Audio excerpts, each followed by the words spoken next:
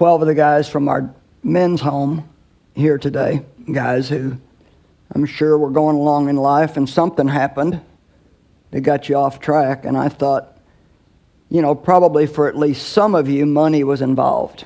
You're shaking your head, yes. And it's amazing how good money can be and how much good it can do if it's managed right, but how much damage it does to people's lives if they don't have the right attitude toward it. And so I'm going to start by reading you a little story. I paraphrased it from a book from Robert Katz. And it was entitled, "If Money Could Talk, What Would It Say?" I'm depressed and sad because I'm tired of people abusing me, using me for wrong purposes, fighting over me, stealing me, lying, cheating, and committing crimes to get me. I get blamed, as some say, for most divorces. I'm tired of fighting with greed all the time. I'm hoarded, I'm stolen, and I'm wasted most of the time. People think I'm their security, but I'm not. They act like I'm God, and I'm certainly not. I just wish people knew how much good they could do with me if they treated me right, and how blessed their lives could be. There are 2,000 Bible verses that talk about money. 2,000. Jesus talked more about money than he did heaven and hell put together. It's pretty amazing. It is really a very major part of our lives, and you have to know how to have a proper attitude toward it. 1 Timothy 6, 7 through 10. Something we really should just take a little time to sit and think about. For we brought nothing into the world, and we can take nothing out. But if we have food and clothing, we shall be content with that. Now, do you know how well that message goes over in the society we live in today? It's very difficult to get people who live in a Western culture to be content unless they have everything that seems to be out there. And I've been in a lot of third world countries, and they have very little.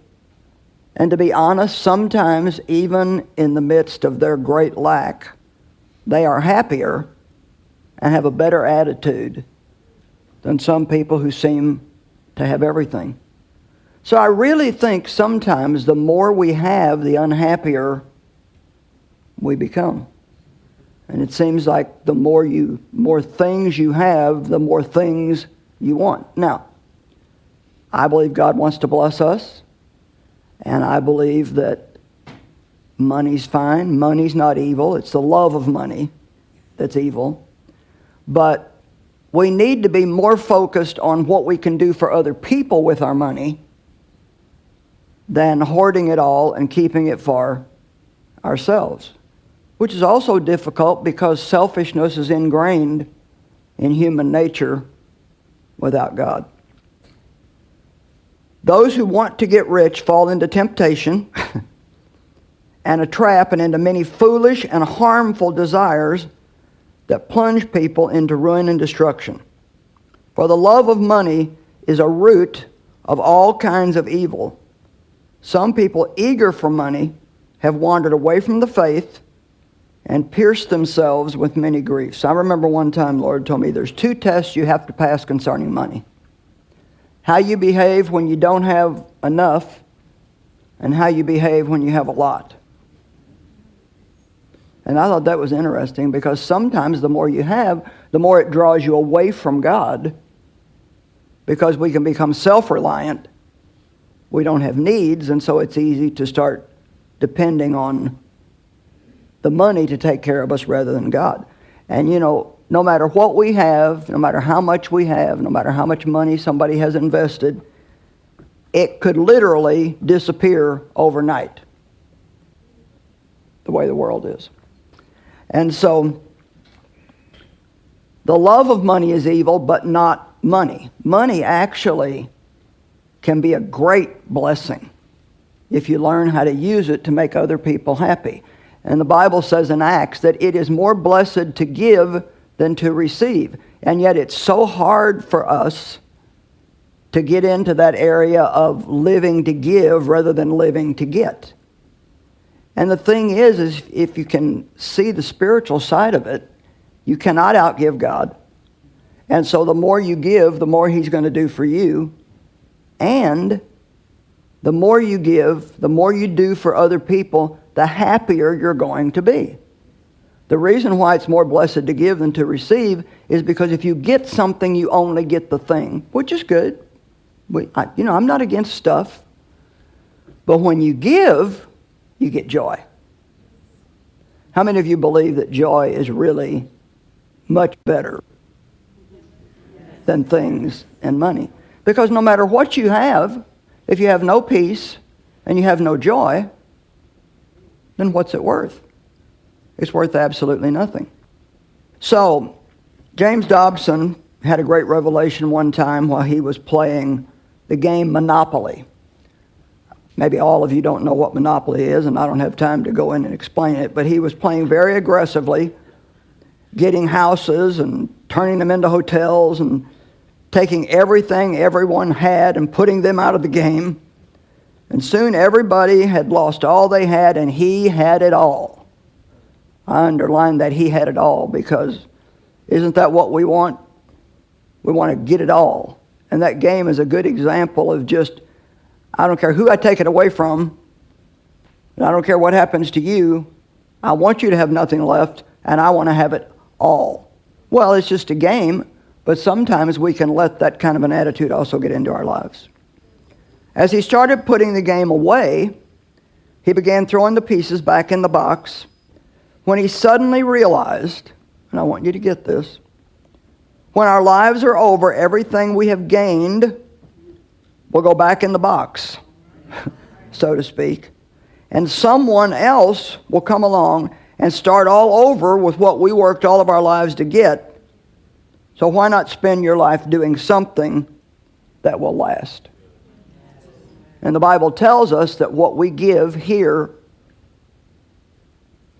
is an eternal thing. I think that people that are real givers will still be getting blessed in heaven from what they gave here in the earth. So let's talk about something that most people don't even think is possible, and that's becoming and living debt-free.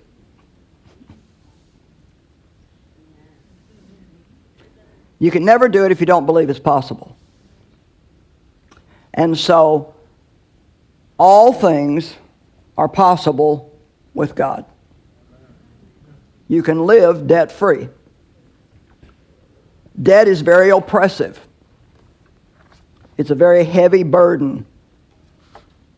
Gives people nervous breakdowns, stress of all kinds. It never occurs to these people that they could live debt-free if they handle their money wisely. Mark 19:26, Jesus looked at them and said, with man, this is impossible, but with God, all things are possible. That is like my scripture for the year. I want to really stir myself up in faith again and just believe there's nothing that God can't do. So everybody say nice and loud, I can live debt-free. I can live debt-free. Boy, doesn't that sound good? A person can never be debt-free if they're addicted to instant gratification. And boy, we have a big problem with that today, don't we? We want it right now. But if you ever want to be debt-free, you have to learn how to be patient and save for what you want, and then pay for it and not have a debt on it. Being debt-free requires saving money for things you need, and I drew a big circle around you need. Because you see, we think we need a lot of things that we really don't need. Or we can even think that we need something that we've already got 50 of at home. How many of you ladies can see a pair of earrings and think, oh, I need those?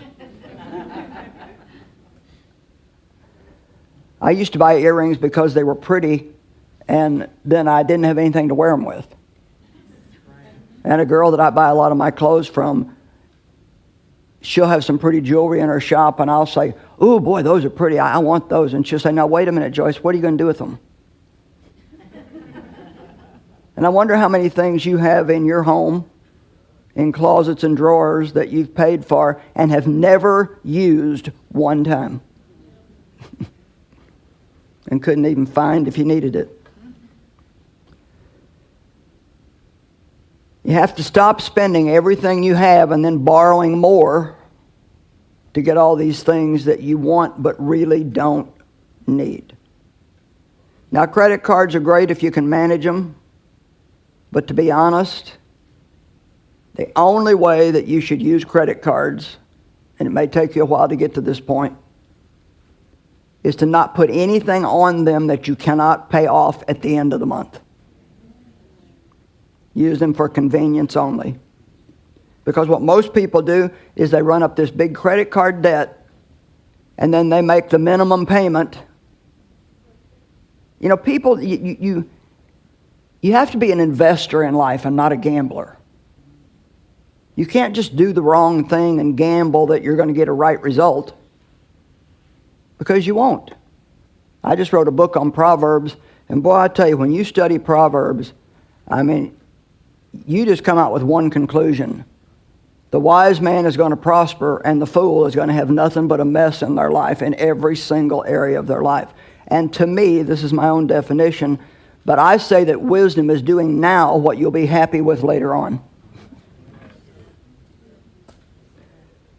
And foolishness is having this need for instant gratification and doing things that really just are not wisdom. So you cannot be addicted to instant gratification.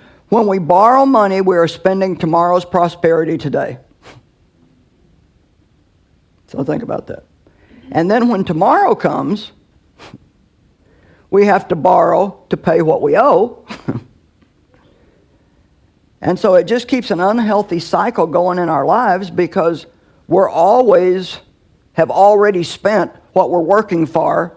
So then when it comes time to pay the bills that you have to pay and buy the things you have to have, then you have no choice but to borrow more money, because you've got to use the money you have now to pay for what you bought way back there somewhere. And once again, so much of this is due to instant gratification and not really thinking about, do I need this?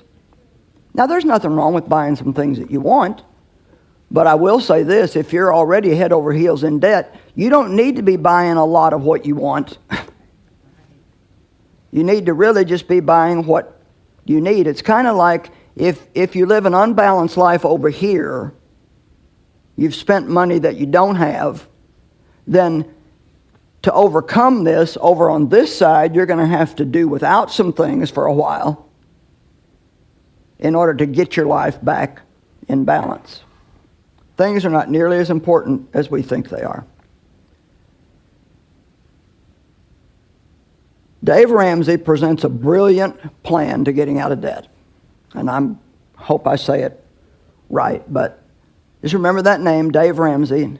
He's probably the premier teacher on finances today. Lots and lots of wisdom. He's got a TV show, I think a radio show, and plenty of books. And he says that what you do is if you're in debt, you pay off the smallest debt first, because then you feel good that you paid off a debt. But then let's just say the payment on that debt was $50 a month. But then you don't say, oh boy, I've got $50 a month more now to spend. What you do is you take that $50 and you add it to the payment on the next smallest debt. So say you have another debt that the payment's $45. Well, now instead of paying $45, you pay $95 a month on that. Then when those two are paid off, you take the money from those two and you add it to the next one. And it may take 2 years. It may take 5 years. But let me ask you something. Is doing that for 2, 3, 4, 5 years better than being in bondage all of your life and continuing to keep the same ridiculous cycle going all the time? Everybody say, I can live debt-free. I can live debt-free. Now, let's just throw the word suffer out for a minute. Not a word we like. But if you're going to get out of debt and be debt-free, you will have to let your flesh suffer because it wants what it wants. And it pouts and feels sorry for itself when it doesn't get it. But we are to walk according to the Spirit, not according to the flesh. To get out of debt, you're going to have to be patient, persistent, and learn the difference between what you need and what you want. Before buying anything, ask yourself if you can afford it without going in debt to get it, and if what you're going to spend on it is truly worth it to you. I heard my daughter say something that she liked something that I have, and so I thought about it and I told her, I'd like to buy you one. And she said, oh man, that'd be great. And she called me the next day and she said, you know what, I've decided not to let you buy me that. And I said, well, why not? I mean, who wouldn't want a free gift? And she said, you know what, I thought it over, and she said, yeah, I would like it, but she said, it's not worth it to me, the amount of money that it costs. And she said, I want to use your money the same way I would use mine. Now that's a smart kid. And so I want to say something, and I want you to remember this. You can't just expect money, you have to respect money. And I think that's worth writing down and keeping. You can't just expect money, you have to respect money. And respecting money means that you don't just use it frivolously. You know, if you're going to spend $20, I don't think you have to have a prayer meeting about it and wait 4 days. I mean, unless you don't have the $20, then you do. But if you're going to buy anything that's any sizable amount of money, I strongly suggest that you sleep on it for a night. Because when you're looking at something in the shiny case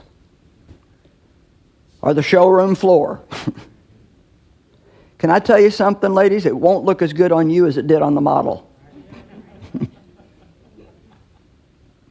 And it doesn't shine as much when you get it home as it did in the jewelry store.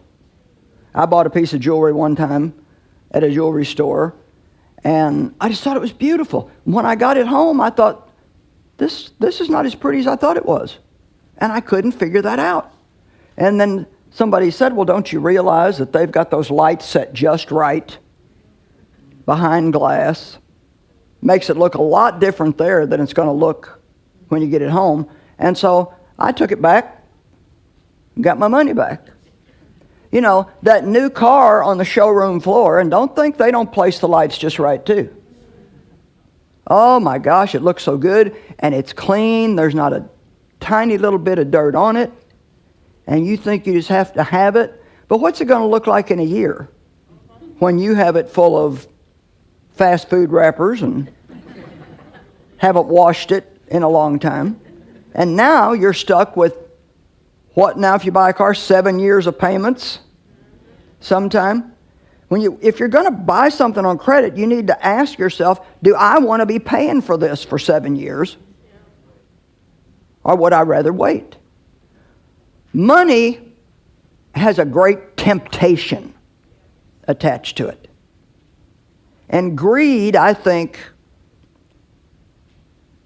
can get all of us unless we fight it. And the only way that I know how to fight greed is with generosity. I think if you're a generous person, then greed cannot get you. So don't just expect money, but respect money. Luke 14, 28 and 29. Suppose one of you wants to build a tower. Won't you first sit down and estimate the cost to see if you have enough money to complete it?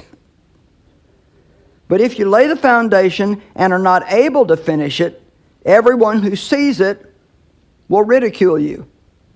I remember a subdivision that we drove by occasionally when we were in this certain area on our way back and forth to the airport. And it had a great entrance, and there was partial of 2 houses built in there, and it just, nothing. It never, what happened, we'd say. Well, obviously, they committed to something that they didn't have enough money to finish. And so it looked ridiculous with this beautiful front and 2 half-built houses. And to be honest, when we spend all this money on credit and then maybe end up having to file bankruptcy, I know some people have to do that. I'm not trying to make anybody feel bad, but that's something that we should not let ourselves get in that kind of a mess to have to do. Because we always should be responsible to pay our bills. If you're going to make a debt, pay it and pay it on time. Before you borrow money for any item that's expensive, think about it. I tell this story sometimes. I'd saved up, I think it was $300. I don't remember. If you hear me tell it on another teaching, it'll probably be $200, but today it feels like $300. And we were at the mall shopping, and I needed a new watch, and so we went by this jewelry store, and they had this watch. It had rhinestones on it, and I like things that sparkle. And a good salesperson, they know what they're doing. And this was like, this looks great on you, and now this sale is only for today, and if you don't get it today, then it's blah blah blah. But I'd learned a little bit by then, and because it was going to take all my money. And so I said, well, you know what, I just want to take a little bit of time, and I'll come back if I want it. Well, so I'm walking down the mall, and in the meantime, I look in a store, and I see a suit that I really liked. Well, I went and tried that thing on, and it looked gorgeous on me. Made me look like I had a tiny waist. It was the right color. But that also would have taken all my money. So I decided I'll take another walk. And the thing that I realized when I asked myself, Joyce, what do you really want? The thing that I wanted was to keep my money so I had $20 for a pair of earrings or enough money to take a friend out for coffee. I didn't want to have no money, even as much as I wanted those 2 things. And so I left with neither one of them. And you know what? I survived. I stayed happy.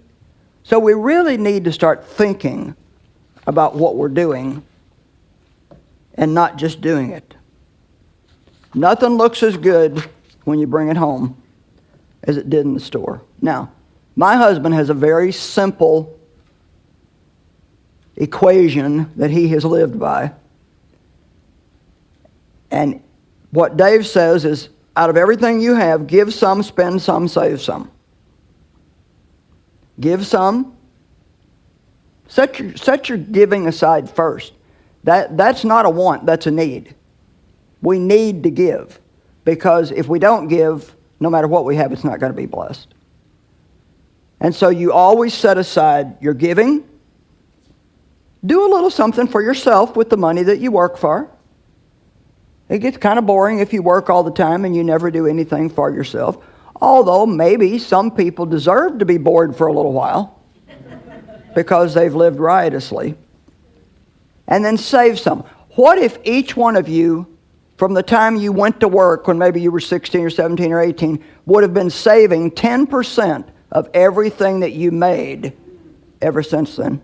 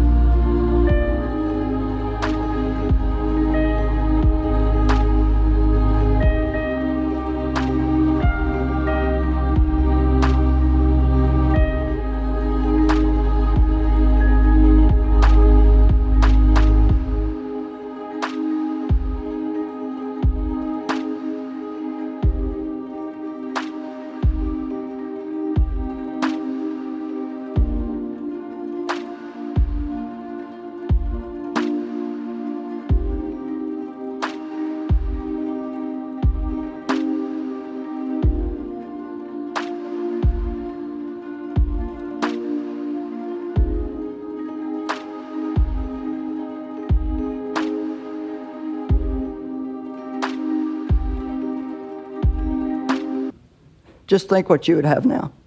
And you know what? If you start doing that, you don't miss it. You really don't miss it. And so it's very wise to manage money and not let money manage you. Say it again, I can live debt-free.